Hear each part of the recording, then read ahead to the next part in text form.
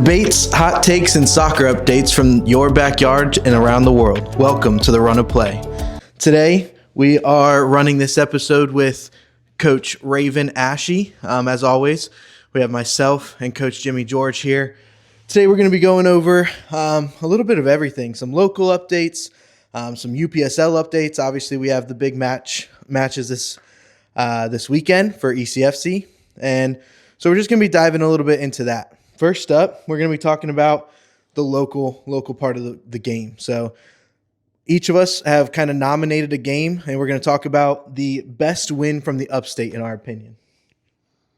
For me, I got to go with the Berea Daniel game that played, I think it was last Friday it was. Berea went up. It was 2-0. Daniel came back. It was 2-2. They got 2 PKs, and then Chris Ortiz scored a late winner, last kick of the game to beat Daniel.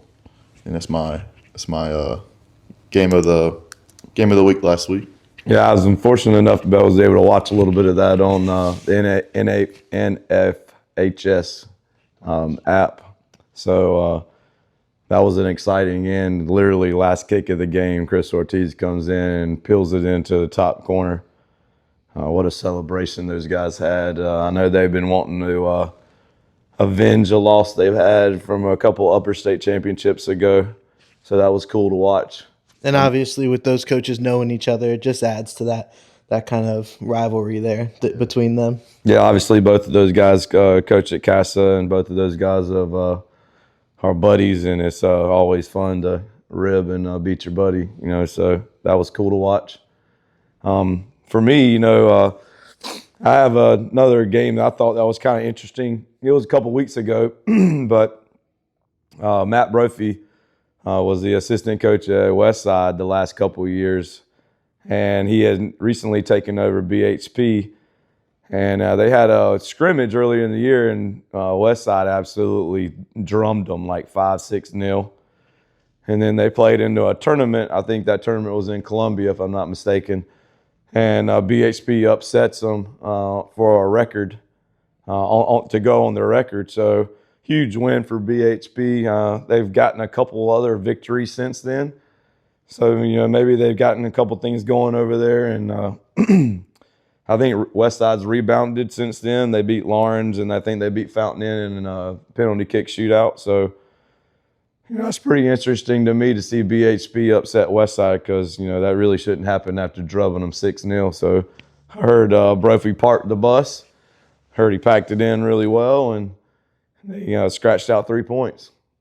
So, while we're talking about this is the second week in a row where we've talked about these games that come down to these penalty shootouts. Are you guys a fan of this in high school soccer where all these games, there's no more draws? We're deciding every game with a penalty shootout. Is that something that you guys like as coaches? I like it because, I'd rather watch a game like that than a 5-0 game, 6-0 game. And I think it just kind of shows the soccer in this area and the surrounding area is kind of picking up. All these high school teams are kind of getting on the same level, if that makes sense. So I love to watch it. It comes down, I'm a goalkeeper, so I like goalkeepers being put to have the pressure put on them and see if they can respond to it. So I think it's enjoyable to watch. Oh, I think it's awesome. Back in the day, they used to have the penalty kick shootout where they would dribble one-on-one with the goalkeeper from midfield. I love that as well. This is, I think, a little bit less exciting, just from the penalty kick mark 12 yards away. But, I do think it adds a little bit of, nerves, and adds, a little bit of where the kid has to get up there and, silence things out and be able to just execute on their technique and, from the keeper and the player. So, I think it's awesome. I think it's a learning moment for the players, to be able to, kind of knock things out, or to be able to just be ice cold is what they call these days. So I think it's awesome. I think it's a good way to, everybody hates ties. So I think it's an opportunity for us to just gain a winner. I think that's one of the knocks on the game is that, it's either 1-0 or 0-0. They always tie not enough goals. This, penalty kick shootout, you're going to see the ball hit the net. So I think that's a good thing. Do you think when it comes down to should it be taken into consideration the games that are won with penalty kicks when it comes down to ranking these teams, whether it be for playoffs or just in general ranking them in the state? I mean, I'm old school, so I think I would keep it the same. I don't know if I would change that because at the end of the day, you got a winner and you got a loser. I think it should all count the same. I disagree. I'm one of those guys that, man, I think you should have an asterisk. You know, let's say you win the game in 80 minutes and then you have to go in time and overtime. I think, you know, instead of gaining 3 points or gaining a win, you should only gain, a certain number of points. So I think they should do it like a table. You know, maybe dock them 1 point.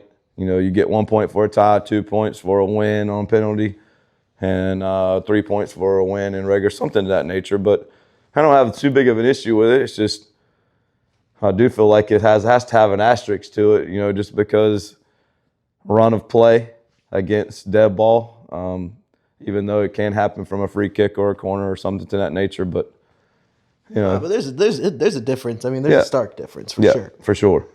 So, I mean, best individual performances, we've got 2 here. Coach, do you want to go ahead and talk about the kid over at AC Flora a little bit? Yeah, I'd love to. AC Flora, what's his name again, if you don't mind? Cullen Moss. Cullen Moss, I'm sorry. Plays at South Carolina United, ECNL, plays at AC Flora, 4A school, just set AC Flora school record with 85 career goals. What an achievement. I think that's so awesome for a young man to be able to, you know, strive to set, you know, I'm sure that goal wasn't to set the record, but, you know, once he got going, you know, that's a dream, I'm sure, to be able to see his name on top of the record book. That's something he could tell his family, tell his kids, something he could talk about as he older as a man. What an awesome achievement. What an awesome opportunity, not for only AC Flora, but for that young man. So it's cool to see, young people, you know, achieve big things, and hopefully, you know, that turns into something, you know, at the next level. Absolutely. The other kid that we want to talk about is Jonah Hemberger out of North Myrtle Beach.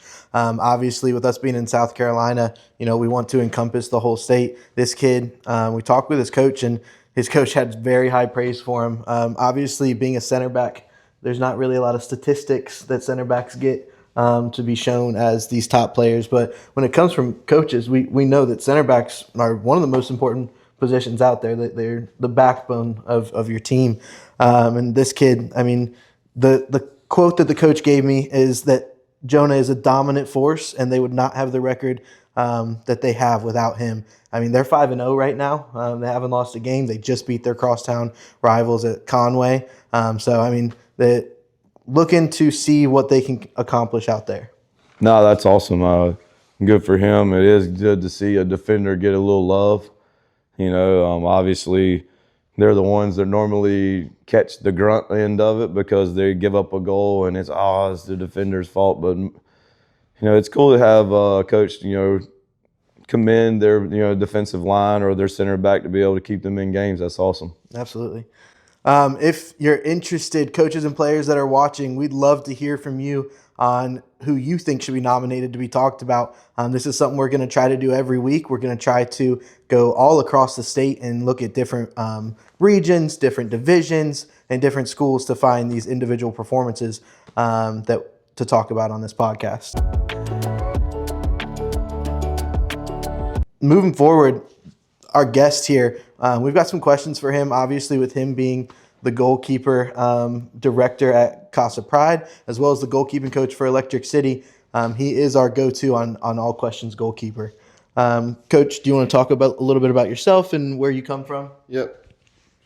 So obviously my name's Ravon Ashy. I think I've been with Casa going on my 4th year now. I started coaching at Berea High School. I coached under Carl Casita for, I think, 4 years there. Enjoyed it. He kind of brought me in, showed me what it's like to be a coach, because at that time I was coming off of my playing career for club. Played up in Greenville. I was a goalkeeper. I think my team won 6 state championships back to back. We were pretty decorated coming up, but there was no ECNL back then. There was, I think it was just all the state leagues. The teams were still going to regionals and then going the national route, but there was no ECNL, MLS Next, nothing like that. Whenever I was done playing, that's when all that stuff started coming. But that's pretty much me. I mean, not really too much. I didn't go to college, really. I went to the working route. So whenever I coach, I talk to my players about how it translates into the real world. Not only just trying to get them to college, just trying to prepare them for life in general. So that's a little bit about myself. Not trying to ramble on too much, but I'll tell you a quick story. Funny thing is, I didn't know Ravon until Carl introduced me, but I went to Mesa to watch a regional game. This is funny. We talk about this all the time. You probably won't like this, but I go there. We were watching, what's the kid's name that was Tyler Ryder. He was going to Clemson University. So I was like, man, he's playing regionals. I'm going to go out there and watch him. Ravon happened to be the goalkeeper that day. And obviously Tyler Ryder put on the show that day, and I thought Tyler Ryder was an exceptional player at the time.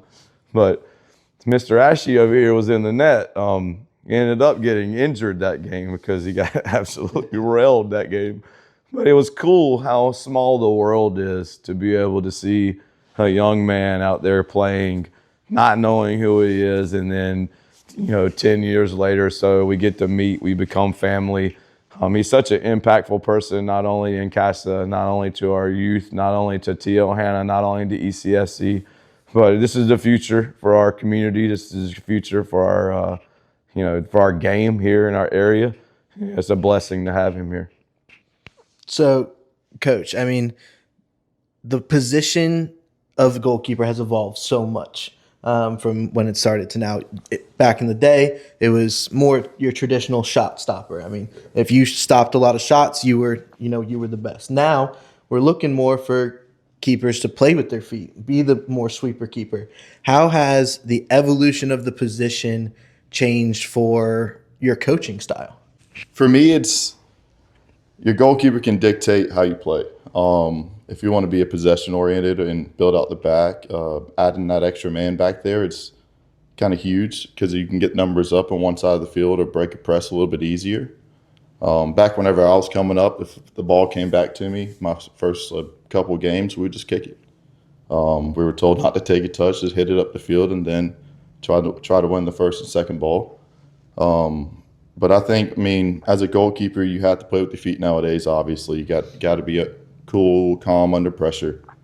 For me as a coach, it's putting my players kind of in certain situations in practice to get them ready for the game to help us keep possession. I think it's great for the sport, to be honest with you. You're able to have a little bit of an art to it, because I think goalkeeping is an art in certain aspects of it, and adding that to your play style just makes you a step above everyone else if you can do it on a consistent basis. I think that obviously when I was coming up, there were no flamboyant goalkeepers except Jorge Campos. Played at Mexico, always wore these flashy jerseys. I actually came out with his own line of kits, but he played off his line, played up the field, kind of one of the goalkeepers that would flourish in this modern age right now. So I think that's a well said. How development of younger keepers with the new expectations. Just kind of talk about that for a little bit and how you go about, sculpting these younger guys or, starting with the younger players. What are some of the things that you would do to kind of get them started with the new expectations of that? For me, it has to start at grassroots level. You can't take a kid and just stick him straight into the goal. You do that, you're going to have a goalkeeper that's probably good at shot stopping, but can't play with their feet. I think every kid at a young age has to play in the field, not only to learn how to play with their feet, but be comfortable with the ball at their feet. Some of these goalkeepers that you see and they receive the ball in their own 18 and they're cool, calm, and collective, I guarantee you at a young age they played some sort of field position to where they're able to keep the ball and kind of keep their head up and see what the defense is doing, to give them that little bit of extra confidence. What age do you think you should? Because we believe at Casa that the goalkeepers should play with their team, and not really specialize, but maybe once a week come out there and get some type of special training for goalkeeper. But mainly, what age do you feel like that they should, say, hey, Coach Ravon, I'm thinking about being a goalkeeper and I only want to be a goalkeeper? What age do you think would be a good age for a young man or a woman or a girl or a boy to make that decision? I think for full time, I'd probably do around U13, 14. I think before that, I think you should have two players that switch out in goal. They switch halves, so they don't get bored of playing a goalkeeper, if that makes sense. If your team's really good, you won't get that many shots. And at that age, I feel like they want to have those shots taken on them. I know I did. I was begging for shots at some points. I think around the U13, 14 age is a good age to kind of start sticking to the goalkeeping route. Well, let me ask you another question. Goalkeepers, you go try out for a team. You want to make the best team. Yeah. You don't get to see maybe one shot a week in a game. How would you advise keepers? Would you advise more of keepers to say, hey, try to play on multiple teams? Like, have your A team that you play for, but you should take minutes on that B team to get peppered and get, challenged more to where you're gaining leadership. You're gaining, you're getting, a lot of shots on you. You're getting a lot of stuff, you're having to really challenge yourself at a lower level, I think it's good because you can see different looks. I mean, different situations in a live moment. I think that's really whenever you grow as a goalkeeper, being put in those situations, and the more situations you can be put in, the more you'll grow. I think in practice, all you're trying to do is kind of clean up the technique and hit on a specific topic. But I think in games, you really can't replicate that sometimes. You can't replicate the pressure, the intensity, whenever you communicate with your team, and then boom, you're facing a shot. I think that's the best way for goalkeepers to learn, because you put in different situations, and the more and more you see those situations, you grow as a goalkeeper. So, how does the mindset of a keeper differ from the other positions on the field? What makes them so different? For me, I think it's you have to be cool. I mean, like, you have to be cool, calm, and collective. You have to be a little bit crazy. I mean, sometimes you're coming out, diving at people's studs, coming out, getting hit from your legs down. I think you have to be kind of mentally strong, be able to control your emotions, not only yours, but also your teammates. Because you see everything back there. And your mindset can't just be about yourself. It has to be kind of moving the pieces when your teammates may be looking at the ball the whole time, or kind of losing their crap because the last two passes they've made, it's been a giveaway. You kind of have to have that leadership role and kind of be strong about yourself, be confident, and kind of have to be loud with everything. So I know you have to have a loose screw. I was watching the Fountain Inn Westside game earlier in the year, and balls coming in, keeper roaring out, forwards roaring out. Forward never even saw this goalkeeper, and goalkeeper came out, went to head it, and this dude cut him a flip, landed on the back of his shoulders back here. I thought the dude might have broke his neck. Kid popped up immediately. But without having the mindset that I'm going after that ball relentlessly, that goalkeeper impressed me a lot. A lot of people are going to say goalkeepers are a little bit dirty, but you have to be able to, I'm going after that ball, and whoever's in my way, I'm going to run through them. I mean, I definitely think it's a different mindset. I don't think many of the field players have that type of leadership responsibility and relentlessness in there. I guess that leads me to my next question is, speaking of leadership, I personally feel like that goalkeepers are groomed to be very successful people outside of the game into their adult life. Talk about that and how, being back there by yourself, being the one that makes or breaks the game in certain aspects, how that translates into a real life world. For me, it's whenever you translate that into a real life world. I mean, as a goalkeeper, you have to be very detail oriented. You have to notice a lot of the small things. So, like for example, if a player is going to hit a shot, you got to notice the angle of the foot, the way the ball is coming off the foot.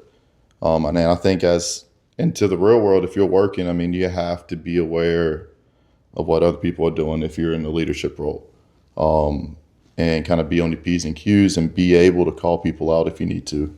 But also, whenever you call them out, give them a little bit of advice on how to do something right the next time. And making hard decisions as a goalkeeper, you have to be confident in your decision.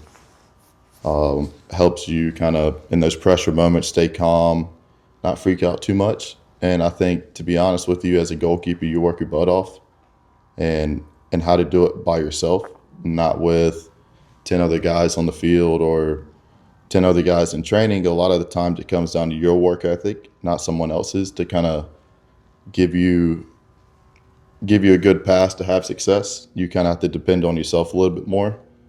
And you have that confidence to go out there and put in the work and not look for gratification afterwards, because a lot of times you don't get the gratification for making a good save or having a good game. You always get criticized for the bad ones. I think that, being a goalkeeper, I know I do this. I'm sure you do this as well. We may not give you the band with the captain armband, but you are the leader of the team. You are the one that should be given the most instructions. You're the one seeing most of the field from the play. What I feel like, I agree with you 100%, is I feel like young men and women get a voice earlier in their career, through this position, and how that, and I think that's a huge translation to the real world, because, I mean, dude, these cell phones are killing kids. And, and we have the opportunity to be able to take a kid, put your hand on them, encourage them, or discourage them in what they did at that moment. I think it's a powerful thing. If you could give one piece of advice to goalkeepers that are deciding this is the position I want to play, what would it be? It would have to be have confidence in yourself. If you make a mistake, forget about it, move on. As soon as you lose that confidence, it's harder to come back from it, because you're always put under a microscope. Don't care what other people think. Just keep on trucking and have confidence in what you do.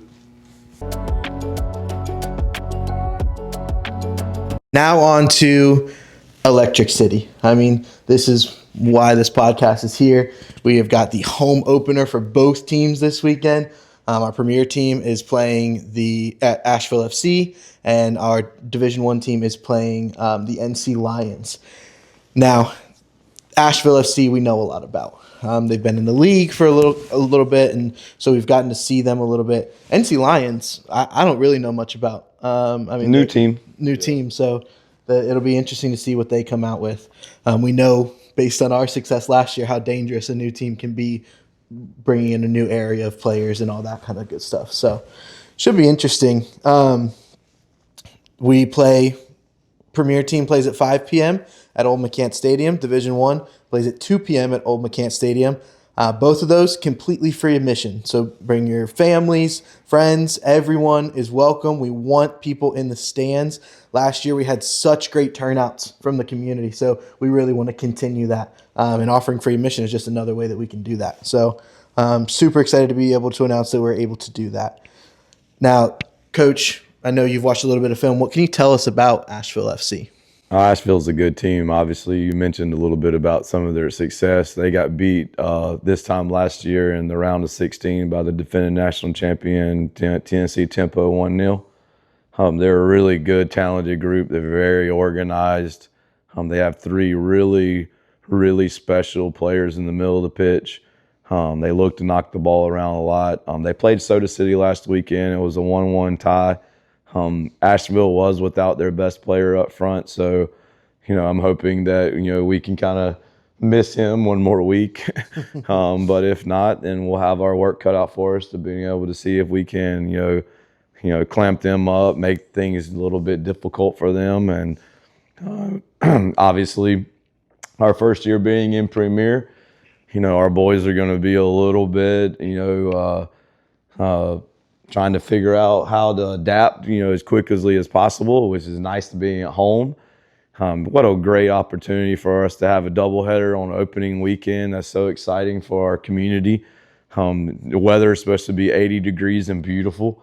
So, there's no reason for us not to have people come out, enjoy the game. Like we said last week, we're going to be playing a really good brand of soccer, even though, we may not be super organized right off the bat, just being new. But super exciting moment for ECFC, super exciting opportunity for our players in the community. But, I'm expecting a very difficult game with Asheville. Obviously, we probably drew the two hardest teams right off the bat you could, with Asheville being, like we said, a really high caliber team, and then Soda City the following week being two-time national champion. Got to get on our feet quick. So looking forward to just the challenge. Looking forward to watching our boys play, and looking forward to putting our community back on the map. Yeah, absolutely. I think that it is super important that we, continue this legacy that, started last year, and we just continue to put this into the community. And obviously our roster is, 80% kids that grew up here, that played at local high schools, are currently living in the area. You have a couple kids who are at local colleges here, but that'll be part of it when we start teams like this. But our dedication to the community, I think, is definitely something that sets us apart. No doubt. We're going to have some older kids playing this weekend, but we're going to be showcasing a lot of the younger kids in our D1 game, which I'm super excited about, being able to showcase a lot of our high school talent, being able to showcase a lot of our younger college players. But I'm also super excited about, having some of these college kids come in on spring break and help us and play, So it's going to be cool, man. Whether we win, lose, or whatever, it doesn't really matter. It's just it's an awesome opportunity to be able to showcase Anderson. Yeah, the opening game of the season is always fun. I can remember last year in the inaugural game when Streifler hit that banger, and the crowd just erupted, man. He ran over to the sidelines with all the fans, had his hands raised. It is still, it's ingrained in my memory, because that was just such a cool moment, for not only for the team, not only for Daniel, but also for the community to see that. 100%. So, Coach, why don't we go through and nominate a player that we think is going to have a big impact this weekend? For me, I have to go Asher Rizzle. He's a goalkeeper. He plays at Anderson University. The way he kind of commands the back line and maneuvers pieces from back there, I think is going to be a big factor in our defensive side of things. He's cool, calm, collective with the ball at his feet. Everything you want to see in a modern goalkeeper. So I'm excited to see him play. He's a great kid, and ready for him to show what he's capable of. Asher's been awesome this season. He's probably been our best player in and out of practice. He went to Woodmont High School, played at CISA. Exceptional kid, great young man, stands for everything, the right reason, right things. He'll have our keys to the kingdom Saturday. I'm super excited for his opportunity, a true leader. What we're talking about today with Coach Ravon is Asher implements that exactly what we want. You're going to see him command the box. You're going to see him organize his players. Huge player to be spotlighted. So I agree with you. For me, I'm going to go a different direction. I'm going to go with a new player coming into town from University of West Alabama, Mitchell Waycott. Played at Malden High School, another CISA player. Super excited about having this kid come in. He plays forward. I think he's going to give us a lot of physicality, a lot of body to play into, hold things up. So I'm really excited to see him, what type of impact he makes. We haven't got to see him a lot yet just because he is in college. But coming in on spring break, going to have some reps the last 2 weeks. That's who I'm excited to see just because we haven't seen him a lot. I've only seen him in club in high school. So to be able to see him in this environment, I'm not sure if he'll play a ton of minutes or just play a half or so, but I expect him to come in and be impactful right off the rip. Yeah, I'm ready to see how he's grown in college. That'd be awesome. Yeah, for me, I think it's the cop-out answer, but I love watching Jared Peterson play in the back there. I mean, he is the definition of a leader on and off the pitch, and watching him be able to play center back and, even if he's moved up to the six, I mean, he is just brilliant back there. So that's who I'm excited to see. Jared's our captain. I mean, Jared's our leader. Jared was such an implemental piece to our team last season. He not only organizes things on the field, he does it off the field. Another kid or young man that's a true example of what ECFC stands for. Came from Wales, played at a school out in Arizona. I'm just blessed enough to have him in our community. Works at Clemson University, so it's awesome to be able to, give him some shine and be able to finish his playing career out on a high level. Yeah, absolutely. So were there any matchups this past week or weekend that you thought were kind of surprising to you when it comes to the UPSL and the Mid-Atlantic South specifically?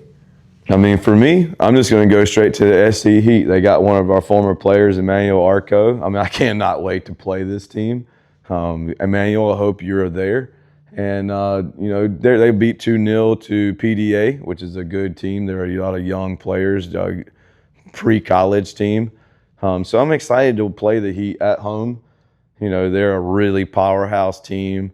They're very organized. They're very experienced. They are a force in this conference. I don't think they're a surprise, but for me, I'm just chomping at the bit to get a chance to play one of our former players that left us to go there. And so I want to see, what that's all about. Yeah, I agree. I'm ready for that one as well. I had to go with the Combine and Coastal Kings. Combine taking the L. I thought Combine was actually pretty good last season. I thought they had some quality and a bunch of young talent on the team that we played. And I knew their other team was actually pretty good too. So I was kind of surprised to see that one. I thought they would pull out the win on that. Yeah, it's surprising for sure. I don't know if that's say, hey, watch out for Coastal this year, because Coastal might be a juggernaut or Combine may be a little bit down. That is a definitely intriguing result there. Yeah, as we enter the premiere, it's going to be one of those things where every week we kind of take a look and see where everybody's finding their spot on the table. And definitely with last year, Combine, left a sour taste in our mouth going up there, being our only loss, having it be away. I mean, we definitely want that one back this year for sure. So yeah, for sure. They're the only team to beat us last year, and man, that was a long ride home. Yeah. Lincolnton is not, despite what it says online, it's not in Charlotte, just so everybody knows. Get lost. Yeah. But yes, I mean, the table right now it's shaping up. I mean, most everybody's only played one or two games. Us and Surf are the only team who hasn't played yet, getting our kickoffs this weekend to start our season. So, as we come down through these next couple of weeks, we'll kind of start to get to see, where everybody's falling. And, if we can get through these first couple of weeks, we've talked about it, we're going to be in a really good spot. Yeah, the first 3 or 4 weeks are going to be tough for us because we're utilizing a lot of our community players, a lot of our younger players. And, we have a group of 20 or 25 college kids coming in, and they're going to make huge impacts to the team. And, but again, this is about giving people opportunity, and this is a prime opportunity to see our community shine. Absolutely. For this next segment, we are going to be talking about World Cup kits. Obviously, it's a very hot topic with the World Cup coming to America this summer. Each of us, we put together a list of our top 5 favorite World Cup kits of all time. So we'll just kind of go through. And Coach, do you want to start? Yeah, I'll start it. All right, so mine, I have to go with the USA 1994 kits. I thought those were classics back in the day. Great. Yeah, I think the West Germany 1990. I thought those are classics. I like the basic ones a little bit. I don't like it to be too much. I'm glad how you brought West Germany in there for Trey this time. They were winning them back in the day, if you didn't know. Yeah.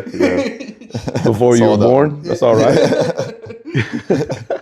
Brazil in 1970. I think that kit is also just a classic. I mean, whenever you think of World Cups, you always think of Brazil and their kits and that bright yellow kit. Nigeria 2018 kit was also really good, I think. They had that little kind of old school kind of font with their kit. Great kit. Then the Mexico 1998 kit. All right, so I got to go with that one. I know it's Mexico, but hey.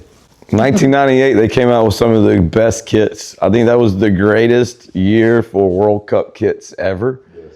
I mean, obviously, 1994 USA is iconic. I feel like, being an American, when they came out with the American flag on the front of the kit and played it, I thought that was awesome. Obviously, 1994 Germany, that was the first year that they came in. They had the Adidas. I think it was like Adidas equipment came out that year. It was a big thing. And obviously, you go into 98. You had 98 Jamaica, which I thought was phenomenal. I thought it was a great kit. 98 France. And then I'm going to go 98 Mexico as well. I mean, obviously, having the image on the front ingrained into the kit, being supplemented in was awesome. And I like, smaller, finer details like that, where they did the USA kit this year, where they did it navy with the stars in there. Can't really see it unless you get right up on close. So I just like those little small, finer details. I thought they did a really good job with that as well. Yeah, so my top five, I mean, the USA 94, Mexico 98, and 2018 Nigeria, all were on my list. But I have two kind of sleepers, the Denmark 86s. I mean, those were sweet. And then the Ireland 94s. I like the Ireland ones. The Ireland 94s with the fade. Yeah. I mean, those are just, you don't see stuff like that nowadays. No. Honestly, the kits back in the 90s were awesome.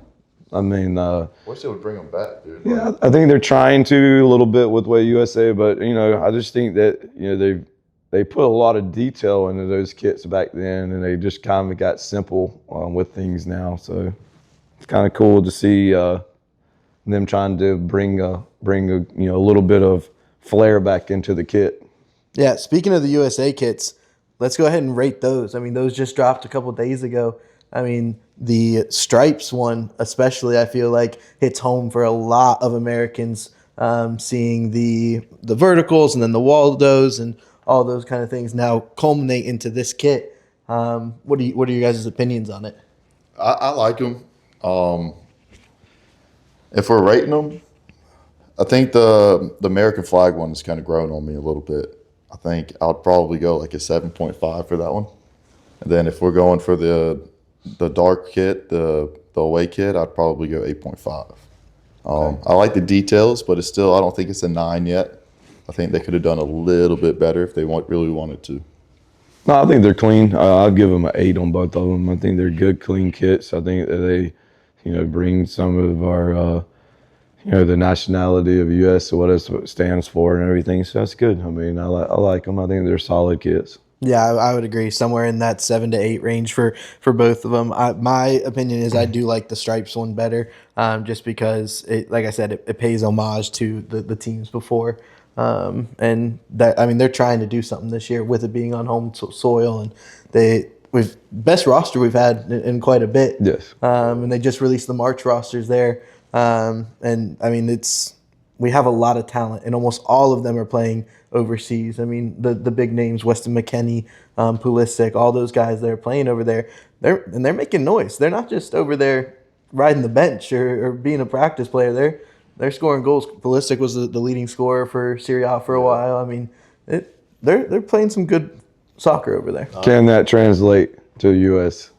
success? Yeah, I mean, we'll see. They play Belgium and Portugal, both in Atlanta here coming up. And then they get to play Senegal coming up in May in Charlotte. So it'll be interesting to see. Trey, you're going to one of those games. I am. I'll be at the Senegal game in Charlotte. Okay, that'll be nice. Yeah. So that should be interesting. Which, speaking of, did you see that their win just got taken away? Their AFCON win? Did not. Morocco is now the AFCON champions. They took the win away from Senegal. For what? Nah, that's a great question. I just saw the ESPN alert. No, I'll have to look into that. That's Good for Morocco. Yeah. Morocco's not a bad team. Morocco's good, man. Yeah. Morocco's a good quality team. Yeah, for sure.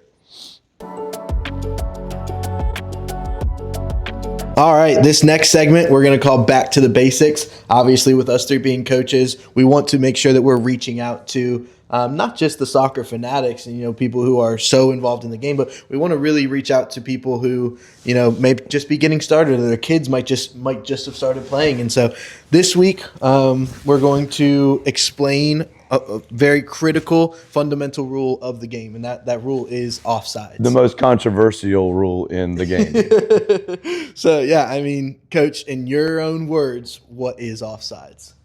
Is when the attacking player is the closest man to the goal when the ball is played. Okay. On the other side of the last defender.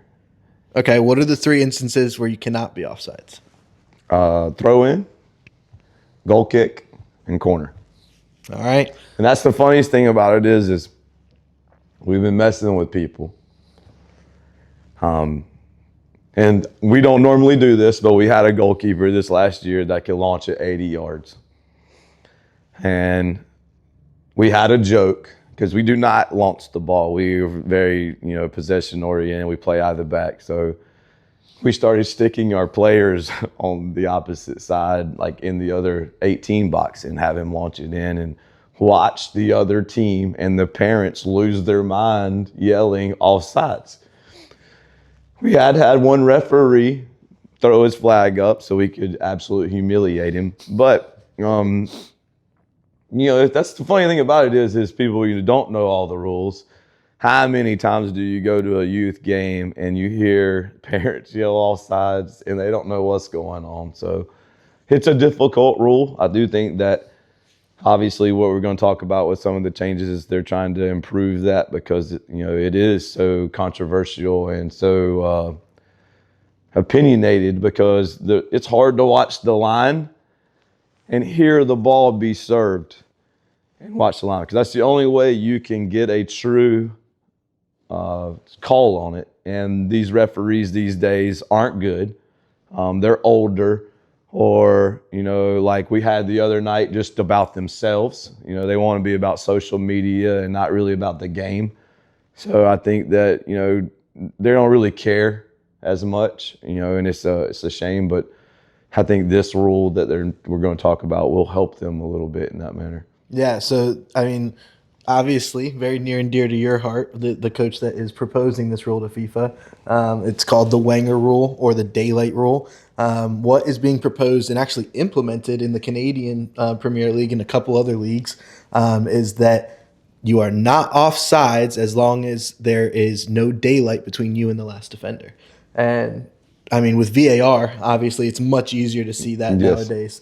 And a little bit of it, I think, is going to help some of these refs. It's going to make it easier to call just because you don't necessarily have to pay as close of attention. And that is going to help some of these older refs. And for the younger age now, for VAR and for these professional leagues, in my opinion, it's going to create more goals.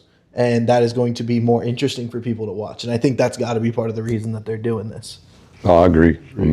Have we seen an uptick in the Canadian League on goal scoring? Have we done any research on it? I have not. That'd be good for us to look into that next week to be able to talk about that. Hey, from the last couple of years to this year, what the difference if there has been, because we do think there's going to be more goals scored from this rule.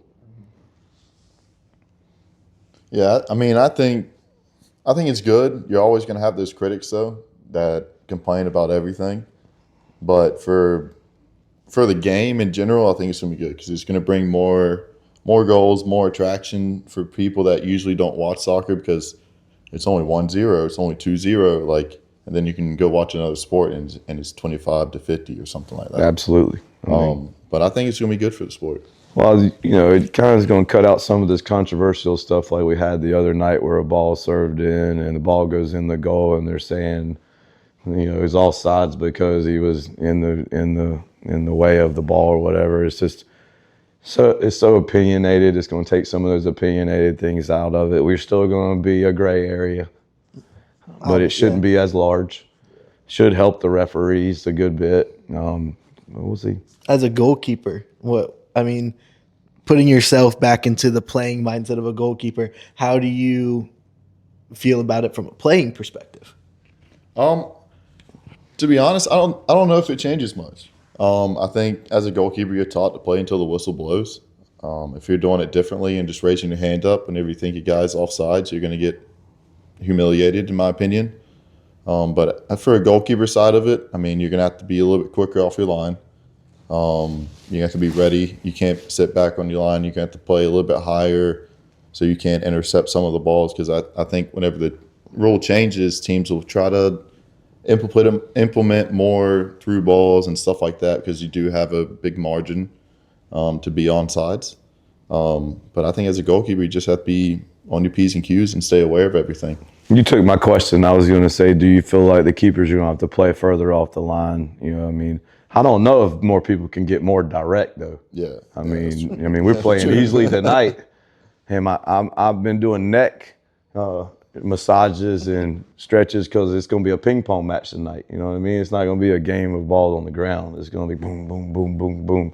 Yeah. So, I do think that the directness people will become more direct. I do feel like the keeper will be off the line a bit more as well. So I feel like that was a good. You already know I like my keepers playing a high line. Of course, so. Of course.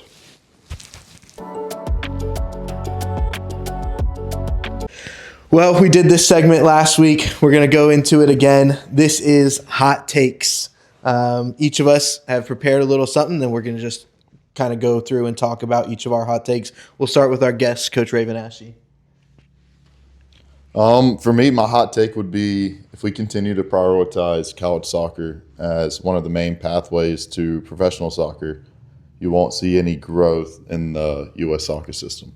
I think say you take a little kid that doesn't have much money, can't pay the fees and everything, and can't go to college and pay the tuitions, what's he going to do for trying to find his way to the pros? I just think it's crazy because not many Americans are going to college and getting recognized at the D1 level. And you're starting to see it more and more in the D2 level too now. I just think we have to create something better for the American player to be recognized and have that pathway to the professional system.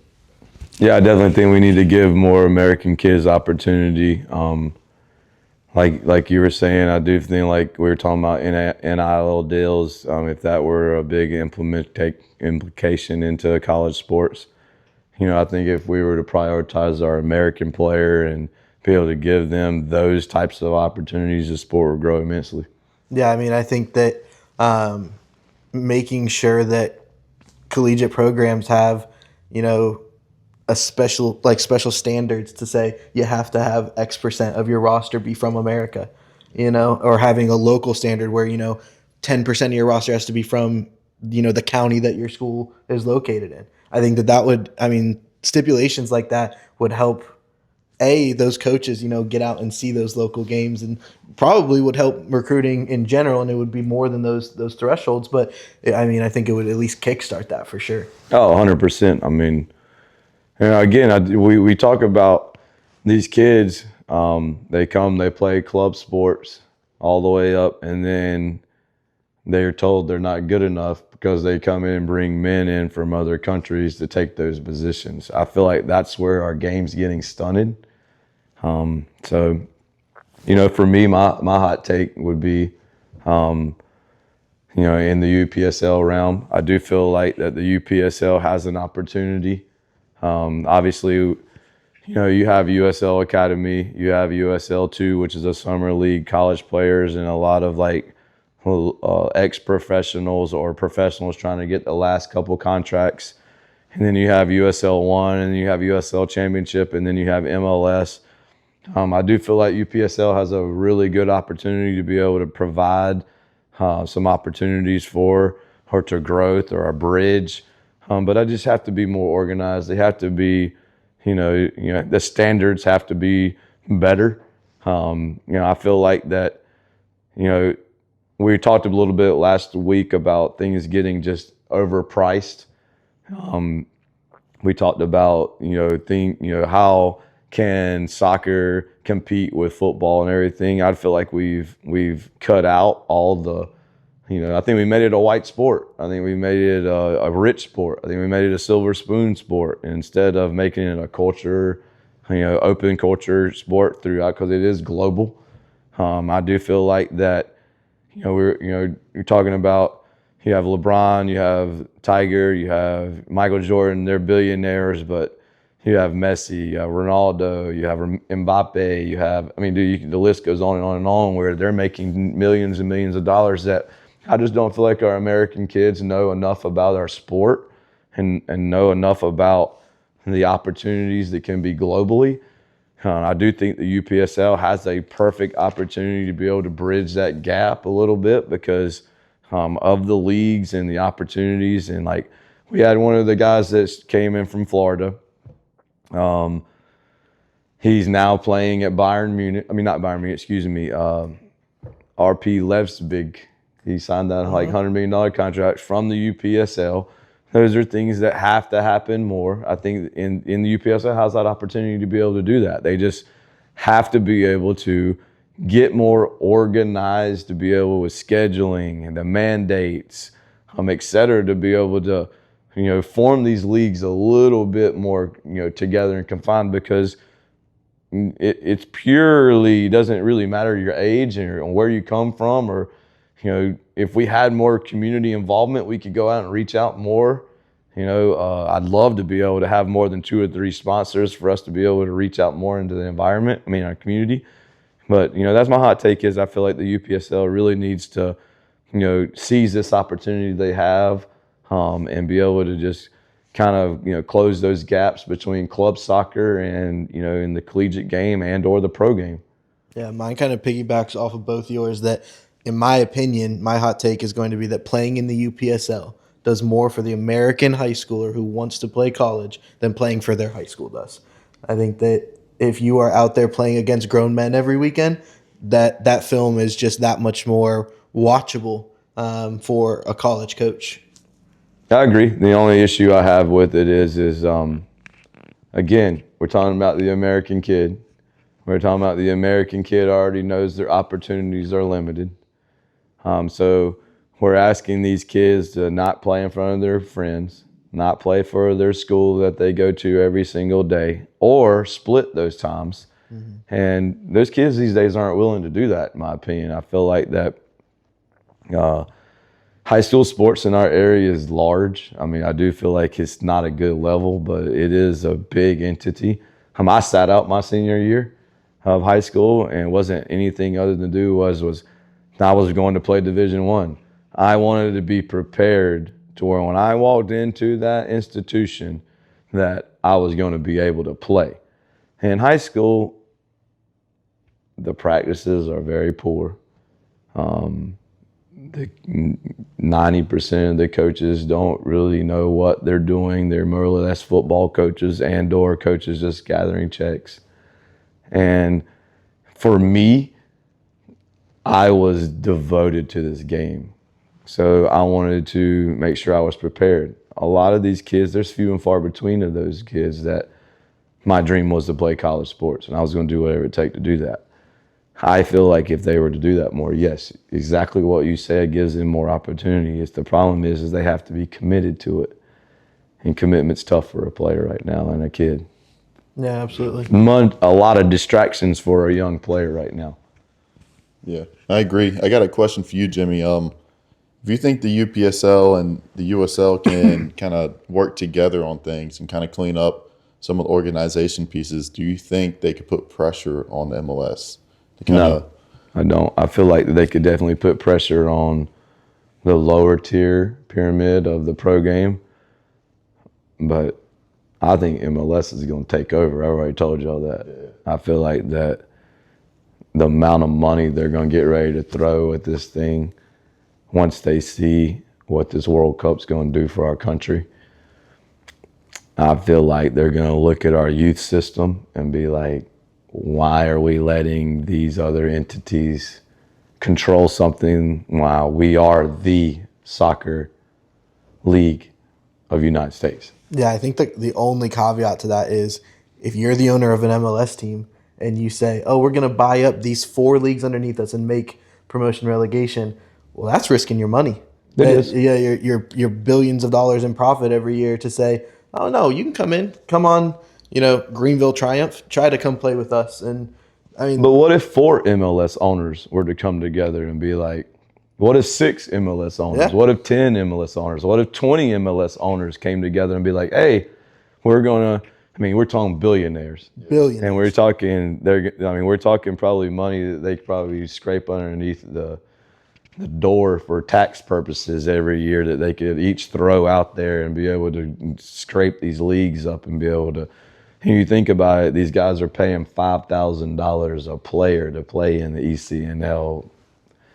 The money's there, but I feel like if MLS goes back to what he says, if they really want to make a difference, they need to go into our lower income homes. They need to be able to give opportunities where football players, basketball players, baseball players, where their communities are giving these players opportunities, growing these kids, and they're going to different institutions and they're getting in the NFL or the NBA or whatever it is. And soccer's not doing that. They're pricing themselves out.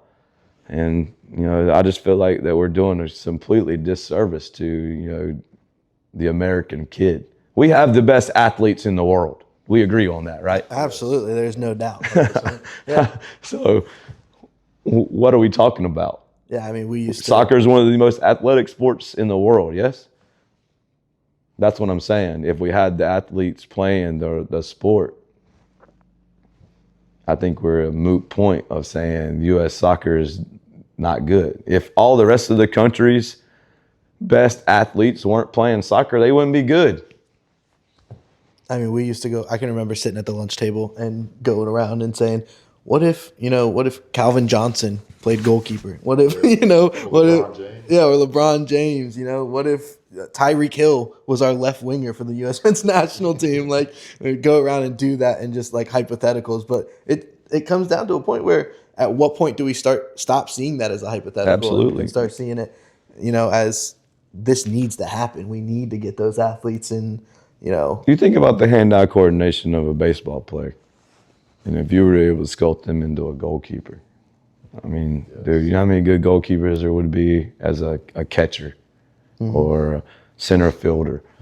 You know what I mean? Like, it'd be incredible. Yeah. I agree on that one. Yeah. I mean, you already saw Steve Nash. I mean, Steve Nash was a big soccer fanatic. Yes, he was. I mean, you catch him before the game juggling the basketball. So, I mean. Well, I mean, you have Wemby. He played soccer before he played basketball. I mean, you think about all the things the footwork, et cetera, that were done, that other countries are playing our sport at a younger age, and they're just being introduced to another sport at an older age. And, you know what I mean? So, I mean, we're just doing the opposite. We're letting youth play soccer and the rec, and then be like, oh, you got to go play basketball, football, or I've lost a ton of athletes. The best player I've ever played with. Now I've played with Clint Mathis, with Josh Wolf, with multiple players. The best player I ever played against was Jeff Cleveland, or with Jeff Cleveland. He unfortunately incarcerated, but this kid at 9th grade was pulled and played varsity football, rushed for over 900 yards as a freshman. He played basketball, averaged 20 points, and he was our star soccer player and our club team. This kid was amazing, but the thing is he was pushed to play these other sports because they were given a dream to be able to do it. And unfortunately, he didn't make it out of that area, but unbelievable talent, unbelievable athlete. And, those are things I've been trying to chase since, is another kid like that, to where, you can put your hand on and give them an opportunity to get out of whatever area they are to, through this game. That's ultimately why I feel like God put me in this position.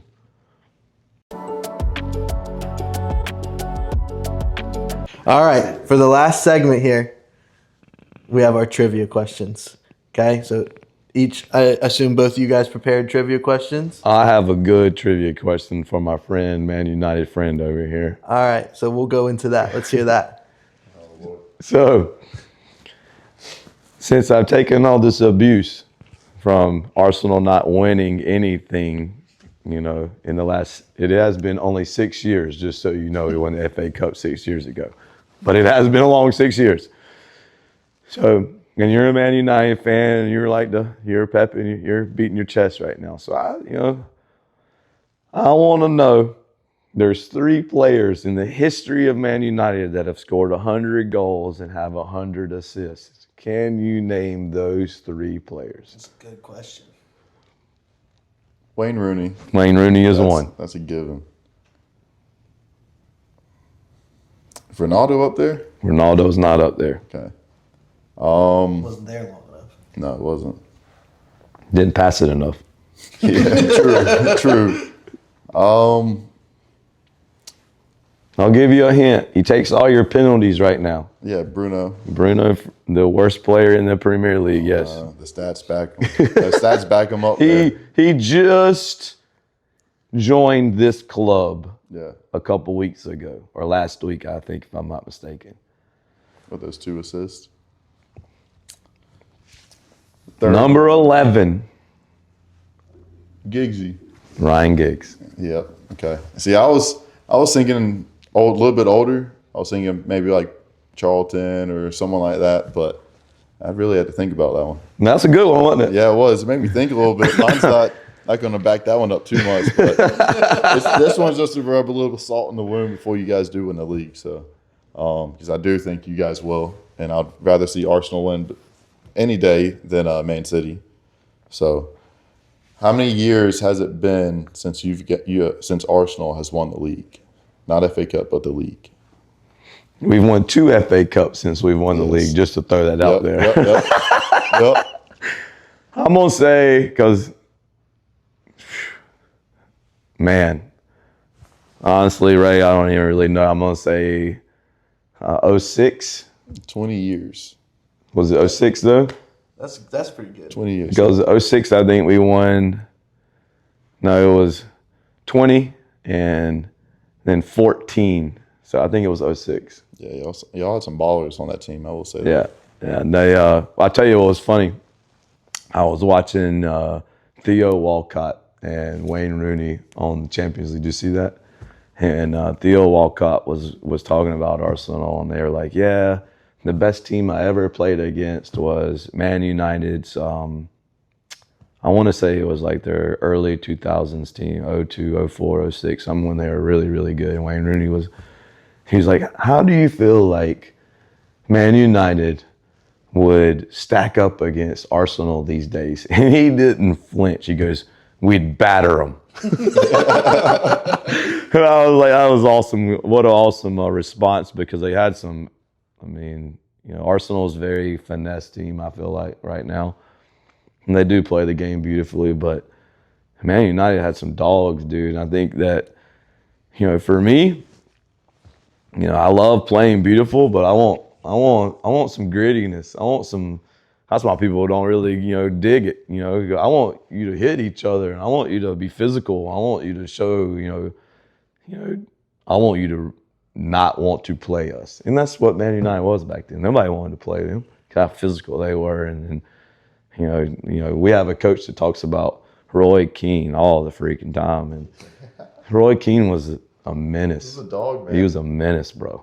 I think nowadays it's like soccer's gotten a little bit bougie. I think if you have that gritty side of you, like Richard McConnell would say, grit, you do have a little bit more of an advantage to some of these teams that are just used to playing bougie soccer, passing the ball, not getting stuck in. I think you can kind of strike fear in some of these kids' heads and kind of win the mental battle of things. I agree. I have one trivia question for Trey. All right. So, Trey, can you name the last time Pendleton has won a region in boys soccer? Boys soccer. So, man, that is tough. Had to be, more than 5 or so years ago, wait before Ezra. Ezra didn't go to Pendleton. No, when Ezra was at They Daniel. won last year. No, they didn't. They won last year. My bad, Coach Rose. They were number 1 seed. They got knocked out in the first round. Really? But they did take a ton of pictures with that. I do think they're going to be a tough team this year. I do think that was a good little. I was stunned at you with that one. Yeah, local soccer is tough for me. Yeah. But yeah, Coach Rose has got a good little group over there, especially obviously with Matthew and all them that play for Casa. I mean, they. Well, let me ask y'all questions. I'm going to end this thing. Who do you think is going to win the 3A state championship this year? 3A. So that would be, Pendleton's group. That would be, trying to think who else they have. St. Joe's. St. Joe's. They have Christchurch. Southside Christian. Southside, right? Yeah, and then or 4A if you know 4A better. Just give me a little last little hot take on who you think is going to be the state champion in one of the classification high school soccer. I mean, that's tough. I think that right now, man, looking over some of the records, Lucy Beckham looks really good right now. Lucy Beckham does. I think that they're one of the teams to definitely keep an eye on. I mean, upper state wise, I think that I haven't got out to see them play, so I don't know much about them, but I know that their record's pretty good as Greer. Greer is their record. Number 1 in the state right now. Yeah, so I mean, those two would be my 2 takes. I think we have a lot of 4A teams that are up there right now. You have Seneca that's up there right now. You have Berea that's in the top 10 right now. You have Wren number 2, I think. Greer number 1. I think it's awesome for us to have that type of, and then 5A last night, Wando beat number 1 in the state, Stratford, in penalties. Really? So you'll have a little mix-up in that regard. And obviously, J.O. Man coming off a loss from Greenville have put in some wins together. And, man, what an awesome opportunity it is to be able to talk about high school soccer here when it's at the peak right now. So I'm looking forward to the next segments to talk about getting in more detail about the community and the players. Yeah, I agree on that. Yeah, I think that one of the things that we love about this game is that it's any given day. Any given day that a team can show up and be the better team in those 90 minutes. So with the rankings and the teams being so close and going back and forth, I think it'll be interesting come playoffs to see who's coming out there to play in those upper state, lower state finals and to play in the state final as well. Yeah, I agree because I think a lot of the times it comes down to who wants it more. Yeah. I think the talent kind of goes out the window of some games, and whoever wants to grind the hardest and fight together, I think, comes out on top.